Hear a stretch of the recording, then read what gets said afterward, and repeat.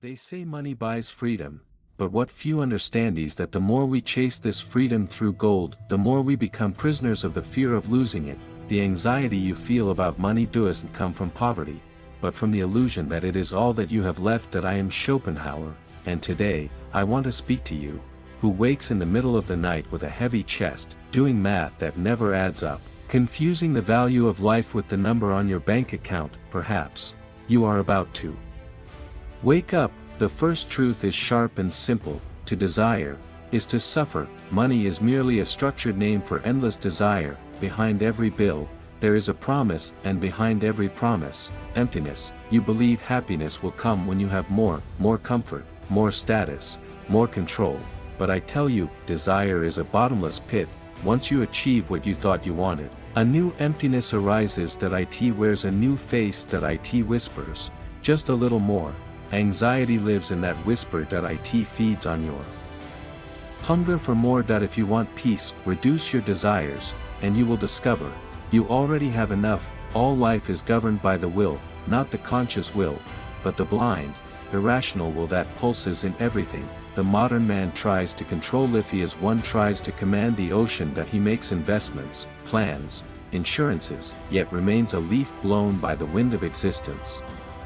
The more you try to control your financial future, the more anxious you become, because deep down, you know you are not in control. Freedom begins the moment you surrender the illusion of control. Misfortune and fortune arrive unannounced. Peace is not in predicting life, but in releasing it. Let go. You chase pleasure, ecstasy, success, but let me show you true happiness, the absence of pain. Yes, not being in pain is better than any short-lived joy. The obsession with wealth is born from the hope of ending your suffering, but often, money only brings new torments: comparison, paranoia, fear of loss. Try negative happiness. Enjoy an ordinary day where nothing went wrong. Celebrate the absence of chaos. That silence, that calm, is the treasure no one ever taught you to notice. The crowd seduces you, but it also devours you. To seek wealth is often to seek validation. You want to show the world you've made it,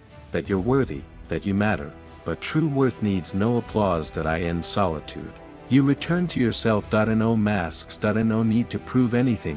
There, anxiety dissolves. Learn to walk alone. Stroll through the streets without purpose. Look at the world without needing to buy it. There, in that quiet space, you stop trying to be, and simply are. As long as you live, you will not escape pain, but you can seek refuge in beauty, in contemplation, in art. Anxiety over money is the soul's silent scream: I cannot stand this world as it is. So retreat into the sacred. Read philosophy, lose yourself in a symphony, stare at a painting by a long-dead master. These things cost little, but are worth more than gold. You are not just a consumer, you are a soul, capable of transcendence. In the presence of the sublime, anxiety evaporates, like mist under the morning sun. I know the modern world is cruel to those who think that it measures human worth in digits, ignores the invisible, and calls failure those who search for meaning. But maybe you're tired of being a machine. Maybe you're ready to be human. Remember this: the more you chase wealth, the poorer you become of yourself. Free yourself from the tyranny of money, not by destroying it, but by putting it in its rightful place. A tool, not an altar. If you do that, you will defeat anxiety, and with it, you will have conquered the world. If these words found you in a moment of silence, if they echoed something you already knew but had forgotten, then stay, like this video, leave a comment below, share your reflection, your doubt, or your moment of clarity, and subscribe, not for me, but for yourself, because every week, we return here. To think, to feel, to remember that we are still human.